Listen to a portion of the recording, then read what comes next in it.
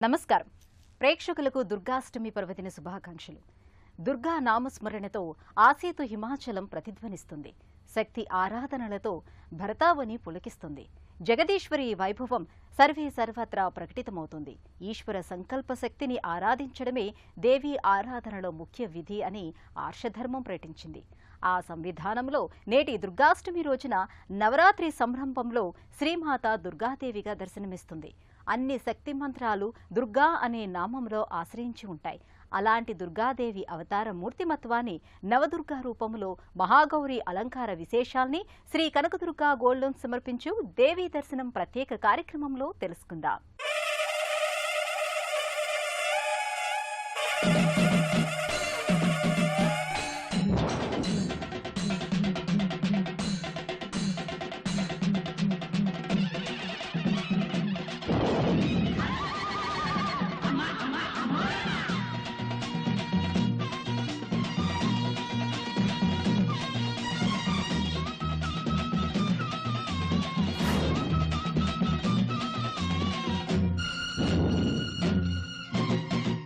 దుర్గా అంటే ఆశ్రయించదగిన మహాశక్తి.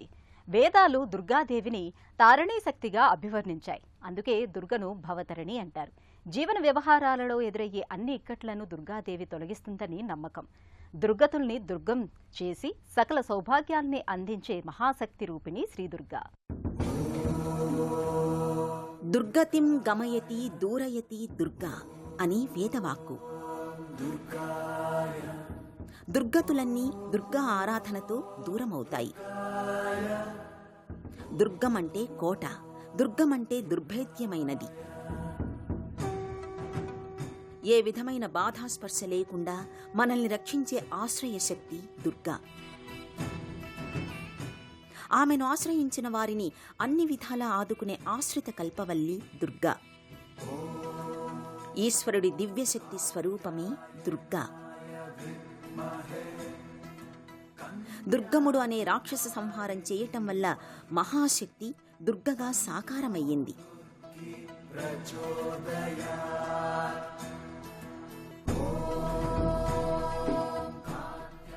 సర్వ దుఃఖాల్ని, సకల దుర్గతుల్ని, అఖిల కష్టాల్ని నివారించే వరదాయిని దుర్గామాత. దుర్గా అనే నామమే మహామంత్ర సంపుటీకరణ.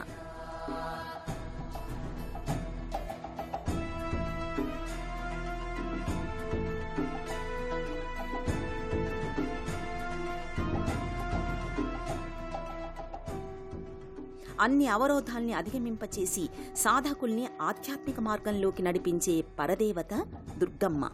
ఏ స్వరూపాన్ని మించిన పరాశక్తి తత్వం మరొకటి లేదో ఆ దివ్యతత్వమే దుర్గాశక్తి తంత్రం. త్వామాశ్రితానాం విపన్నరాణాం త్వాశ్రితా హ్యశయతాం ప్రయాంతి. నిన్ను ఆశ్రయించిన వారికి ఎలాంటి విపత్తులు, వైపరీత్యాలు సంభవించవు.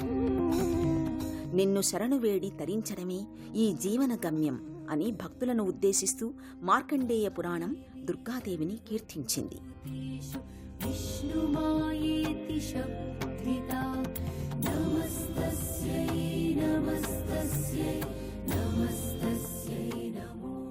ప్రతికూల భావాల్ని, ధోరణుల్ని నివారించి సానుకూల, సౌమనస్య భావాల్ని దుర్గాశక్తి పెంపొందింపచేస్తుంది.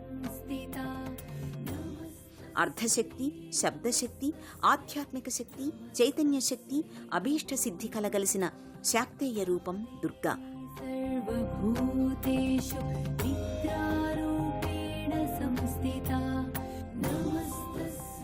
పంచ ప్రకృతి స్వరూపాలలో దుర్గాదేవి ప్రథమ ప్రకృతి ఆకృతి. సమస్త దేవతల సాధికారక శక్తి మూర్తిభవిస్తే ఆ రూపం దుర్గమ్మగా తీర్చిదిద్దింది.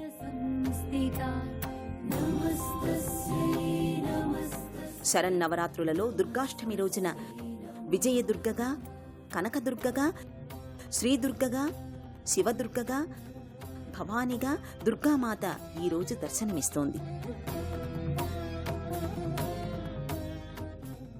ఎర్రటి చీర, మణిమయ కిరీటం, 8 చేతుల్లో కత్తి, డాలు, శంఖం, గద, కలశం, త్రిశూలం, చక్రం, ధనుర్బాణాలు ధరించి సింహవాహినిగా ప్రకటితమవుతుంది.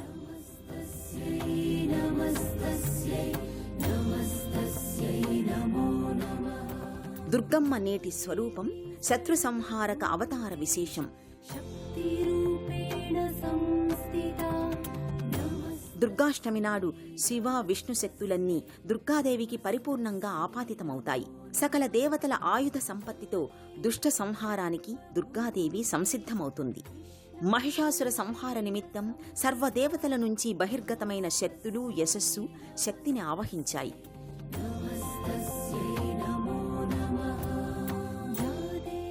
అష్టాదశ భుజాలతో విశ్వరూపిణిగా ఆ శక్తి దర్శనమిచ్చింది. ఆ ప్రళయ భయంకరి అసురీ శక్తుల్ని అంతం చేసిందని దేవీ భాగవతం వివరించింది.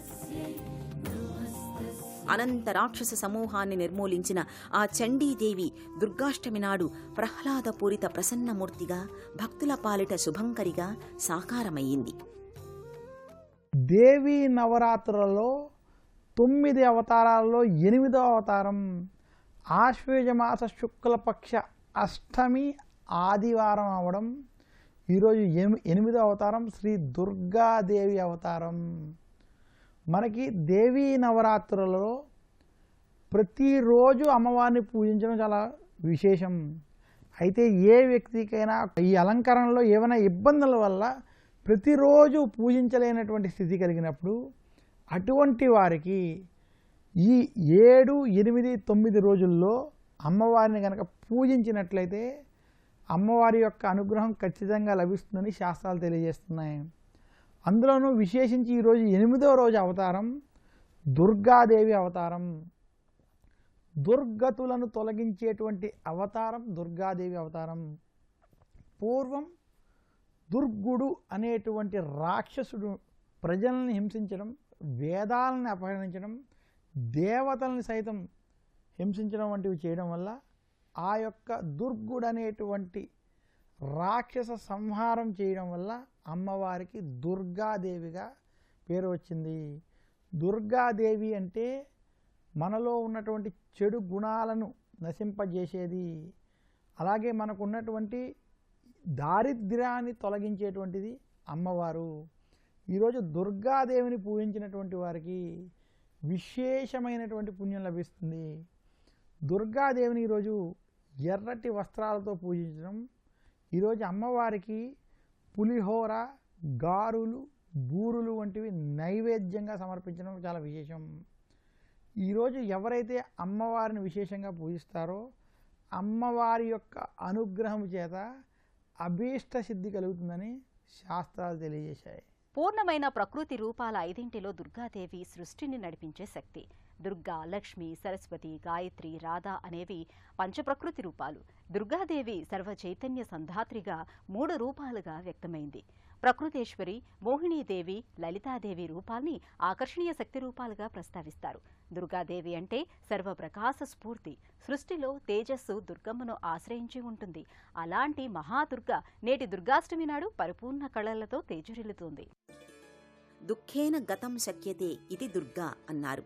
శోకబాధ లేని జీవన గమనాన్ని సాగించడానికి దుర్గా ఆరాధన తరుణోపాయంగా చెబుతారు. కలిదోషాల్ని నివారించుకోవడానికి, కలికల్మషాల్ని దూరం చేసుకోవడానికి దుర్గాదేవి రూపాన్ని ఆశ్రయించి ఆరాధించాలని దుర్గా సూక్తం తెలిపింది. ఒకప్పుడు దుర్గమాసురుడు తన తపోశక్తితో వేదాల్ని జగత్తు నుంచి మాయం చేశాడు. దానితో వేదశక్తి లోపించింది. యజ్ఞయాగాదులు నిలిచిపోయాయి. దేవతలకు ఆరాధన కరవయ్యింది. లోకాలన్నీ అల్లాడిపోయాయి. అప్పుడు ఋషులంతా మహాదేవి కృప కోసం అంబా యజ్ఞాన్ని నిర్వహించారు. జగన్మాత అంబికగా అవతరించింది. శతాక్షిగా తేజరిల్లింది. అనంత దార్శనిక శక్తుల్ని ప్రదర్శించింది.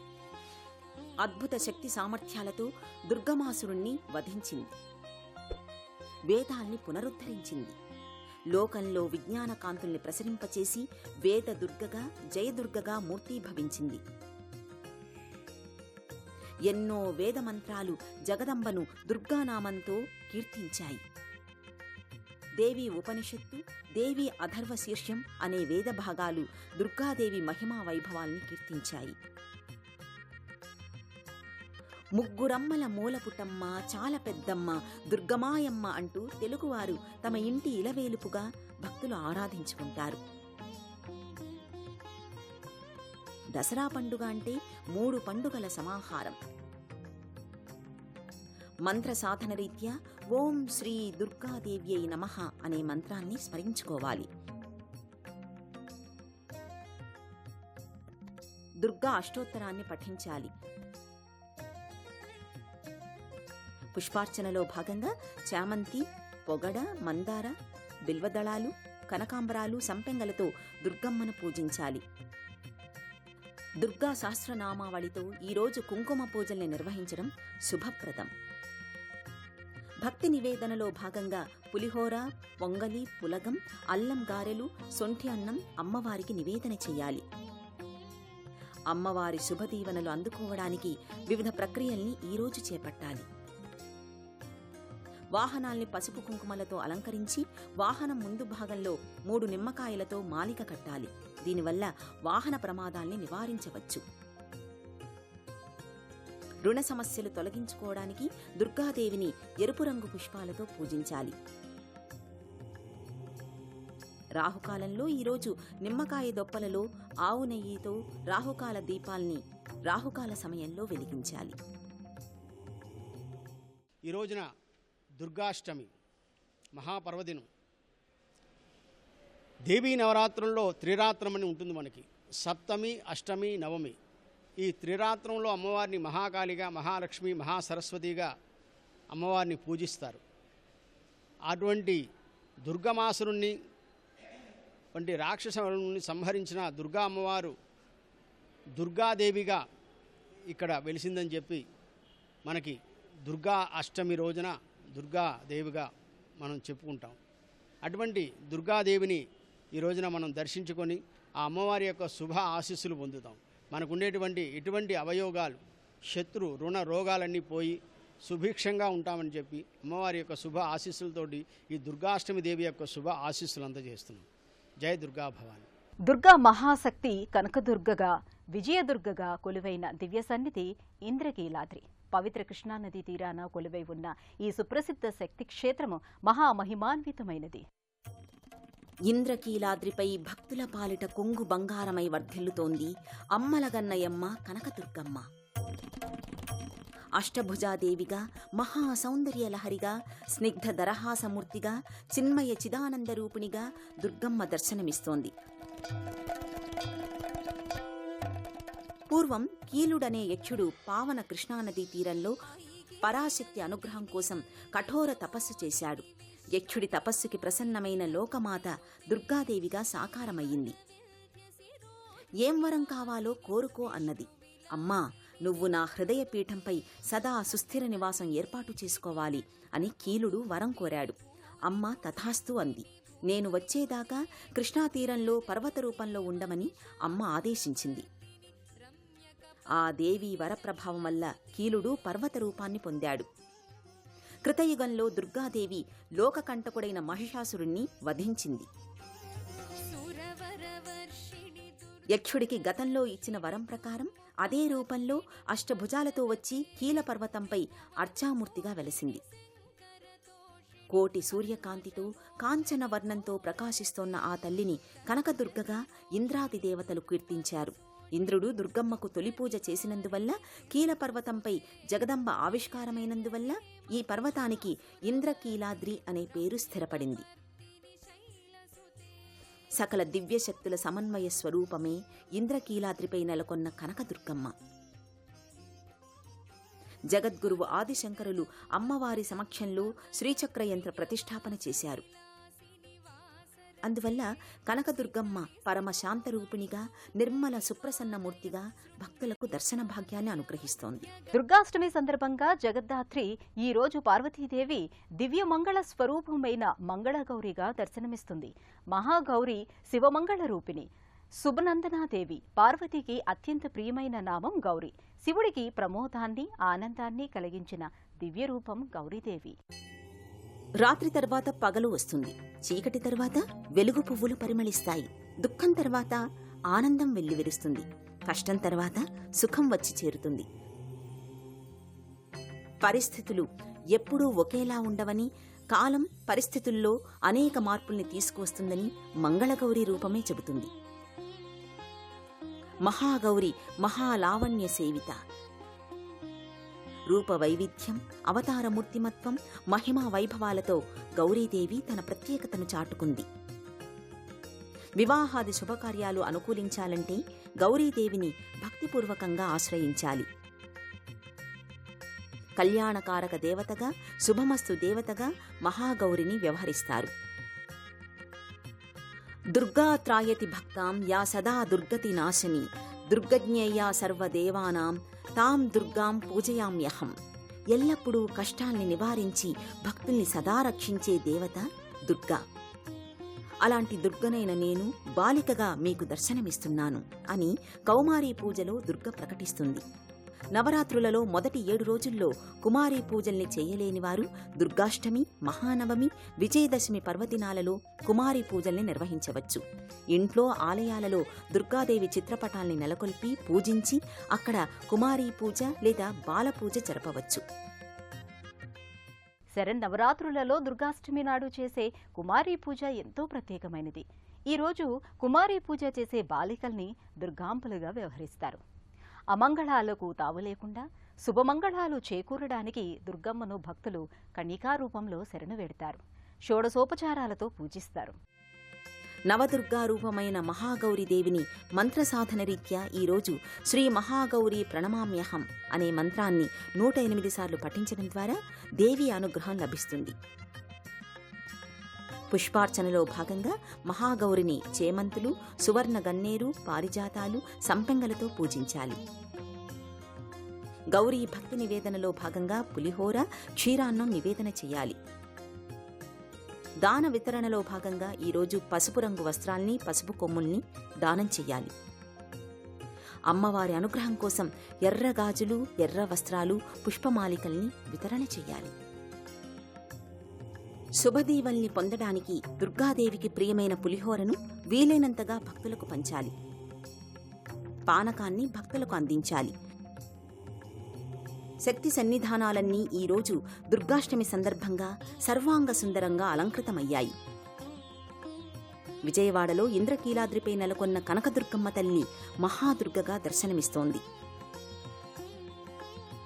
శ్రీశైల భ్రమరాంబికాదేవి మహాగౌరిగా ఈరోజు దర్శనమిస్తోంది. నందివాహనంపై మహాగౌరి రూప శ్రీశైల భ్రమరాంబికాదేవి విహరిస్తుంది. సర్వ ఉపాసనలు, సమస్త ఆరాధనలు, సమస్త ఆధ్యాత్మిక ప్రక్రియలు, అఖిల ఉపచారాలన్నీ శక్తి అనుగ్రహం కోసమే. దేవీ తత్వానికి, అమ్మ అనుగ్రహ సాకారానికి, అఖిలాండేశ్వరి దివ్య సంభావనకు సమగ్ర రూపం మహాదుర్గా, మహాగౌరి స్వరూపాలు. దురాచారాల్ని నివారించి సదాచారాల్ని పెంపొందించే మాతృశక్తి కారకాలు దేవీ స్వరూపాలు. అసుర శక్తుల్ని నిర్మూలించి క్షేమయుతమైన సాత్విక శక్తుల్ని ఈ జంట మాతృశక్తులు పెంపొందిస్తాయి. మహాగౌరీ సుమనోహరీం, మహాదుర్గాం మంజుల రూపిణీం అన్నట్టుగా శత్రువుల విషయంలో ఈ శక్తులు ఎంత భయంకరమైనవో భక్తుల విషయంలో మాత్రం ఎంతో సుప్రసన్నమూర్తులుగా ఈ రూపాలు వర్ధిల్లుతున్నాయి. ఆ శక్తి రూపాల్ని దర్శించి, ఆరాధించి, నివేదనలు సమర్పించి ఆ శక్తుల శుభమంగళ దీవెనల్ని ఈరోజు స్వీకరిద్దాం.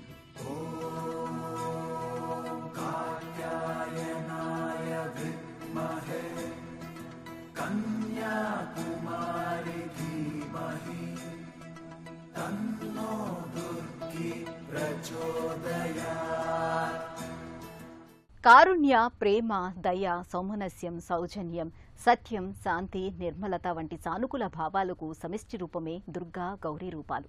మనలో నిర్యాణమై ఉన్న శక్తుల్ని జాగృతం చేసి నవనవోన్మేషంగా శక్తితో ముందుకు నడిపించడానికి దేవదేవి మహాగౌరి ఆలంబన కావాలి. జీవన గమనంలో ఎదురయ్యే అన్ని అడ్డంకులు అధిగమించడానికి తగిన యుక్తి పొందటానికి మహాదుర్గా ఆసరం మనకు లభించాలి. మన అభిష్టాలన్నీ జయప్రదం చేయమని ఆ శక్తి రూపాల్ని సభక్తికంగా ప్రార్థిద్దాం. రేపు మహానవమి, విజయదశమి పర్వదినాల సందర్భంగా జగన్మాత ఆకృతుల విశేషాల్ని దేవీ దర్శనం కార్యక్రమంలో తెలుసుకుందాం.